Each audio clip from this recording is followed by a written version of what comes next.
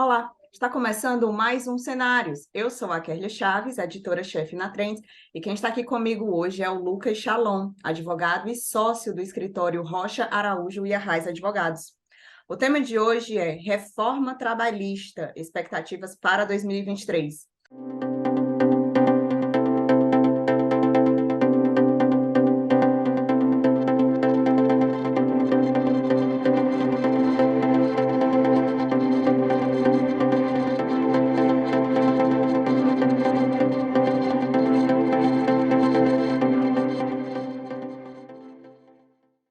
Gostaria de dar as boas-vindas ao nosso convidado e a você que está nos assistindo.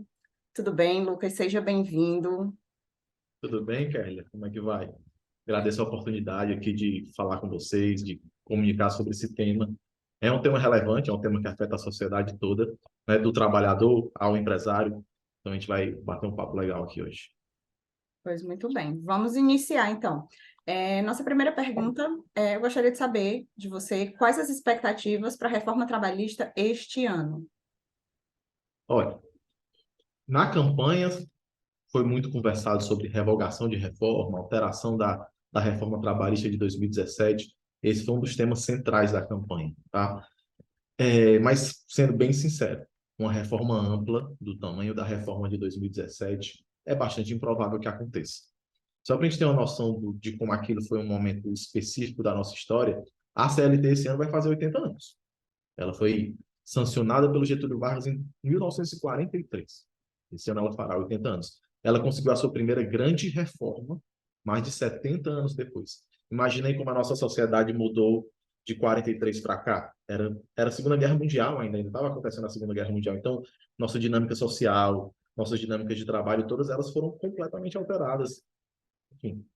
Então, uma grande reforma daquele tamanho, acho improvável de acontecer, especialmente esse ano, tá? Foram alterados mais de 100 dispositivos em 2017. Contudo, uma reforma de alguns pontos, uma revogação de alguns pontos, uma alteração de alguns pontos, é esperado. É uma campanha, é uma promessa de campanha do governo e provavelmente alguns pontos serão tocados ou alterados, né? Entendi. E na sua opinião, quais são os pontos de maior atenção da reforma trabalhista de 2017? Não estou nem falando da primeira, estou falando das 2017 aqui, trazendo mais atual, né? Quais os pontos que você acha dessa reforma que devem ser levados em conta? Na reforma de 17, um dos temas que foram colocados em pauta e foram criados foi o trabalho intermitente, né? O trabalho intermitente tinha a intenção de cobrir o pessoal que fazia bico, sabe? Você está num restaurante, a demanda está grande, eu preciso chamar o pessoal para trabalhar aqui, e eu chamo garçom, cozinheiro, chamo para trabalhar no final de semana. Isso acontecia muito com o pessoal de eventos também, né? Casamento, buffet e tudo mais. Então, a intenção de quem pensou no trabalho intermitente foi: eu preciso cobrir esse pessoal, eu preciso formalizar essas pessoas. E aí, pensaram no trabalho intermitente. Essa é uma temática importante, mas é uma temática discutida ainda no STF, se é válido ou não, se é constitucional ou não. Porque se entende que o trabalhador intermitente ficou precarizado, ele é um trabalhador que tem menos garantias do que um trabalhador formal seletista, que trabalha todo dia, 8 horas. Então, esse é um dos temas relevantes da reforma, porque ele ainda está em discussão no STF. O que acontece é que, apesar da reforma ter ocorrido em 2017, muitas situações ainda estão em debate, né? Então, só no STF existem 11 ações debatendo alguns pontos da reforma trabalhista de 2017. Um deles é o contrato de trabalho intermitente que eu te citei. Um outro ponto é a jornada 12 por 36. Todo mundo sabe que o porteiro do seu condomínio trabalha às 12 horas lá, né? De 7 da noite às 7 da manhã, 7 da manhã às 7 da noite. Trabalha um dia, folga um dia. Essa é a jornada 12 por 36. O que é que acontece? Antigamente não existia uma legislação específica sobre o assunto. Então, o mercado foi utilizando isso em hospital, portaria, vigilância, e o TST, analisando os casos, julgando reiteradamente os casos, resolveu editar uma súmula e decidiu: olha, pode essa jornada, porque ela não é tão prejudicial ao trabalhador, já que ele trabalha um dia, muitas horas, mas folga no outro dia. Ao contrário de um trabalhador que trabalha 8 horas, que trabalha todo o santo dia. Então, qual foi a decisão deles lá em 2012? Né? Eles disseram: olha, pode essa jornada, mas para que ela possa acontecer, o sindicato vai ter que aceitar e colocar isso em uma convenção coletiva.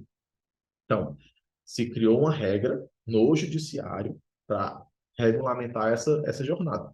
E essa regra dizia muito claramente que o sindicato tinha força para decidir se pode ou não pode. Então, o sindicato da vigilância, ok, faz parte do trabalho deles, regulamentava isso.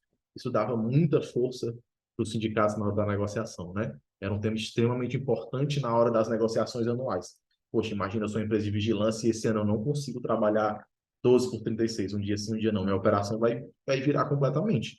Então, existia um grande poderio dos sindicatos nas negociações. O que é que a reforma 17 fez? Disse, olha, isso aqui não precisa mais ser negociado com o sindicato. Vocês podem fazer um pacto individual. Então, grande parte da reforma de 2017 visava e conseguiu diminuir força de negociação dos sindicatos, seja através dessas regras que diminuíam esse poder de negociação, seja através do corte do financiamento, tirando a contribuição sindical. Então, os sindicatos perderam um pouco a força, isso é muito evidente. Até falando aqui na tua pergunta anterior, um dos pontos da reforma com certeza vai ser restabelecer essa situação sindical. Como é que eles vão se financiar, como é que eles vão negociar, vai ser um dos pontos centrais. Mas voltando aqui para os nossos pontos importantes e polêmicos aqui da reforma de 17 ainda. A jornada 12 por 36 vai ser julgada pelo STF se ela é válida ou não nos moldes que estão descritos hoje na lei. Eu preciso negociar com o sindicato ou não preciso? Imagina como isso é fundamental para as entidades sindicais e para os empresários em geral, né? Que tipo de exposição eu vou ter à negociação daqui a pouco, ainda esse ano? Está prometido o julgamento, inclusive, para esse ano, tá?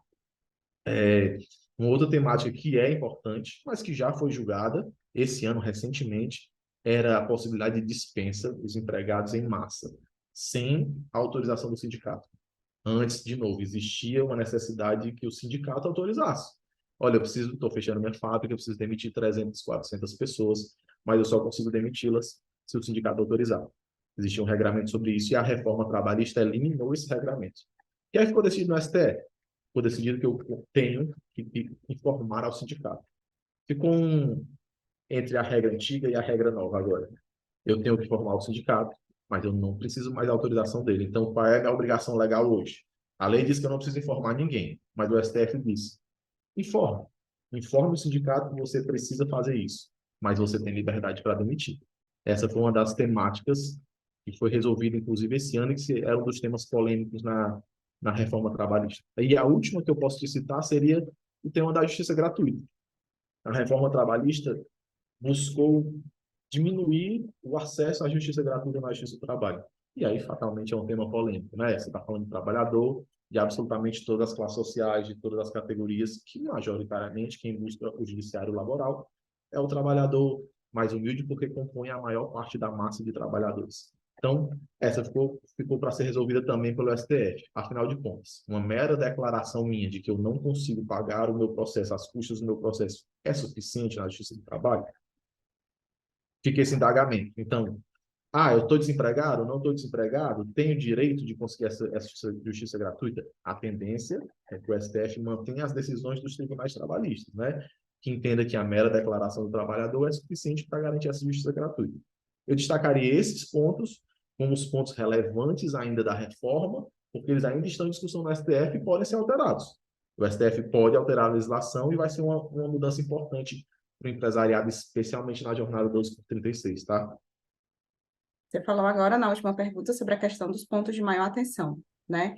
Agora a gente vai falar sobre quais os pontos dessa lei trabalhista de 2017 devem sofrer alterações. Na sua opinião, quais os pontos devem sofrer alterações? Aliás, na sua opinião e o que você vê, né, no cotidiano jurídico, né, que deve sofrer alteração. É o cotidiano jurídico barra político, né?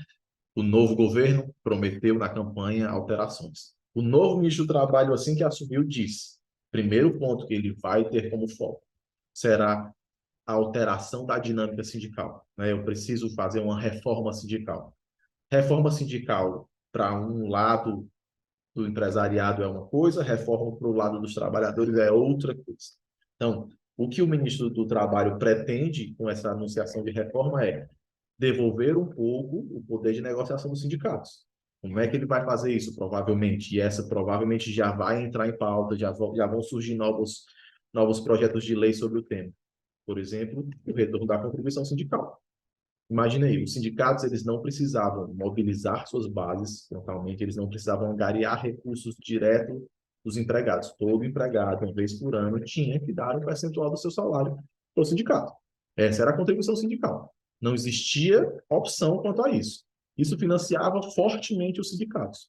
Então, existiam, inclusive, diversos sindicatos com pequena representatividade, mas que conseguiam representar algumas categorias extremamente específicas.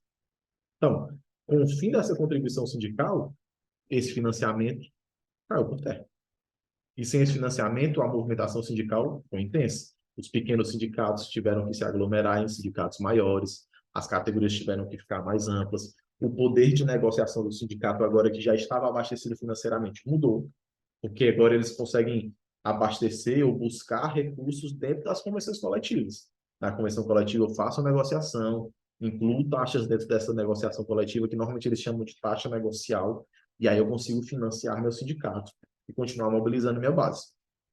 Para o lado dos sindicatos patronais, eles entendem que isso foi uma boa medida, né? Porque eu equilibrei mais a negociação e trouxe mais a necessidade dos sindicatos, especialmente dos empregados, se aproximarem da sua base, terem proximidade com o trabalhador, mostrar qual é o trabalho que eles estão fazendo e quais são os direitos que eles estão conquistando para o trabalhador. Muito provavelmente, pensando em alteração, pensando em promessa de alteração, esse será um ponto central, ainda em 2023, propor um retorno da contribuição sindical. Sem dúvida nenhuma, esse será um dos pontos. Um outro ponto que o próprio ministro do Trabalho já citou é regulamentar os trabalhadores por aplicativo.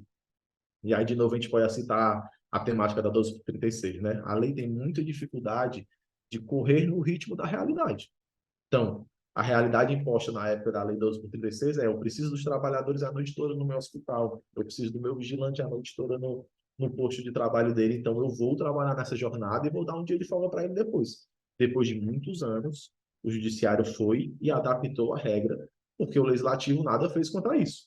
Então, o que a gente tem hoje é Uber, 99, enfim, os aplicativos em geral, com os trabalhadores de aplicativo, em tese, em uma exposição maior com relação à proteção justa laboral, né? E aí fica uma temática para o governo que eles já citaram algumas vezes. Olha, a gente precisa regulamentar isso. E na minha opinião pessoal, eu entendo que nós precisamos regulamentar, mas não limitar, abafar e inviabilizar, né? Porque quando se fala em regulamentação no Brasil, às vezes o que nós obtemos é uma inviabilidade do negócio. E acredito eu que se fosse regulamentado de forma pesada, com muitos regramentos e provavelmente com alguma contribuição para o governo, seja ela a título de imposto, você vai dificultar o desenvolvimento desses negócios. E de que forma essa nova reforma trabalhista ela vai afetar o empresário? A gente falou aqui das questões sindicais, né, que na reforma de 2017 ela deixou de ser obrigatória, né, mas que provavelmente vai voltar nessa nova reforma trabalhista. Mas de que forma isso vai impactar nas empresas, né? Nas finanças da empresa? De que forma isso vai afetar o empresário? Para o empresário, voltando aqui, até citando o tema do sindicato, de novo, da contribuição sindical. O empresário hoje não é compelido a pagar nenhum imposto sindical, certo? Para o seu sindicato patronal, nem o empregado para o seu sindicato dos empregados. O que eles recolhem é algo negociado, né? Combinei com o meu sindicato, recolhi uma taxa e tudo mais. Se a contribuição retornar, já temos um impacto financeiro frontal, direto, né? E normalmente essas contribuições são calculadas de acordo com o seu tamanho, a quantidade de funcionários que você tem. Existe uma época, inclusive, que os sindicatos, existia sindicato patronal que cobria as holdings, e eles tentavam cobrar contribuição sindical das holdings. E as holdings diziam: eu não tenho nenhum empregado. Meus empregados estão nas empresas, eu tenho participação. Então, existia um debate sobre isso, enfim. O retorno da contribuição sindical claramente já traz um impacto financeiro, né?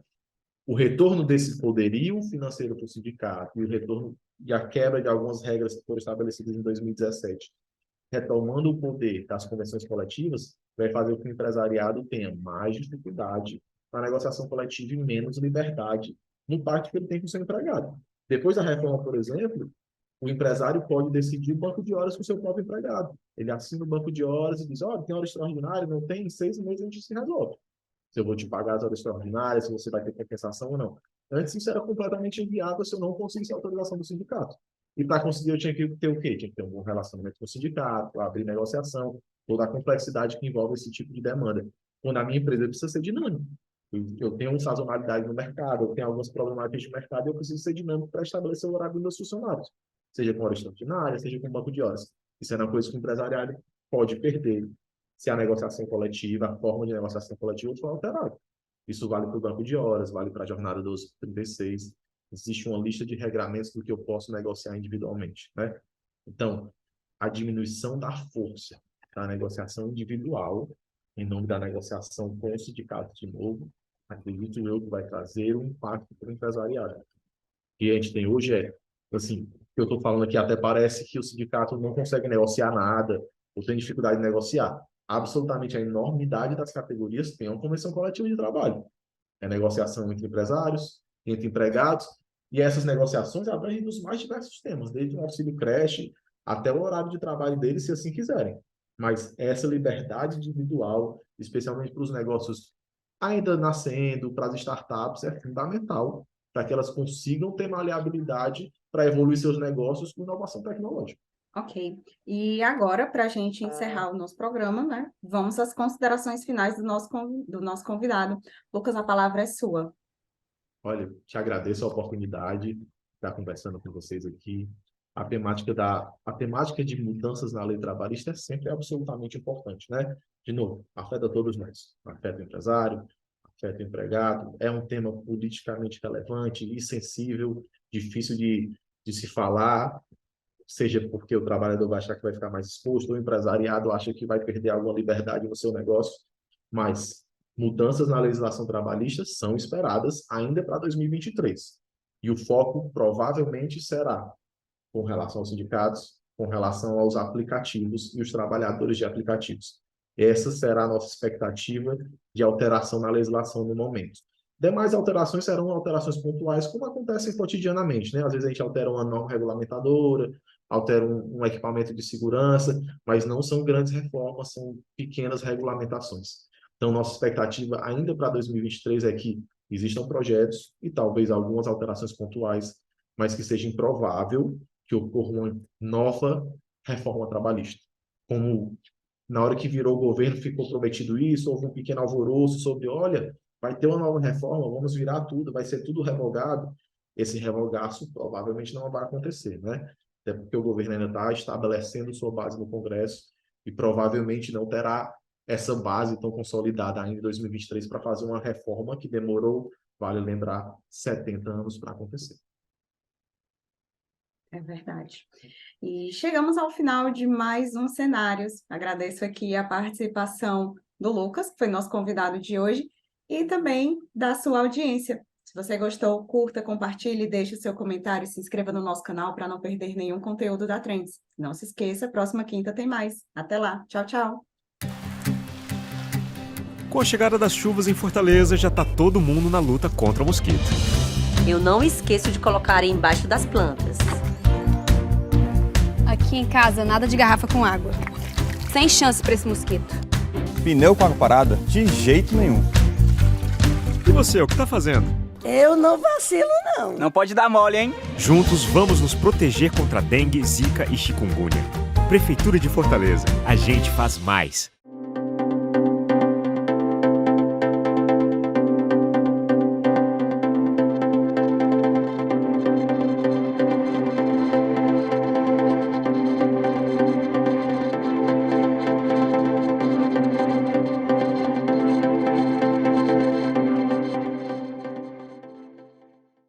Inscreva-se no nosso canal, ative o sininho e fique por dentro dos melhores conteúdos.